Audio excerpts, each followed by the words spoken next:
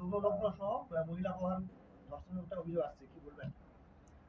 দেখুন, আপনারা হয়তো শুনেছেন আমাদের খেজুরির 1 নম্বর ব্লকের কামারদা অঞ্চলের যিনি প্রধান, আমাদের কামারদা অঞ্চলটা বিজেপি শাসিত অঞ্চল, সেই অঞ্চলের প্রধান ভবানী মণ্ডল এবং ওনাদেরই দলের একজন সদস্য নাম তন্ময় মাইতি, ওনার সঙ্গে এই কাণ্ডে জড়িত আছে।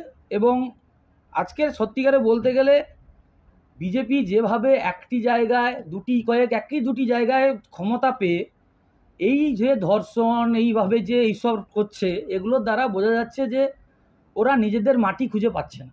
ওরা যে কাণ্ড করছে সেই কাণ্ডে মানুষ, খেজুরির মানুষ তার ঠিক সময় এর বদলা নেবে এবং যে ভুলটা ওরা খেজুরির মানুষ 2021 সালে করেছিল বিজেপিকে ভোট দিয়ে, সেই ভুলটা আর মানুষ 2026-এ করবে না। আপনার নাম?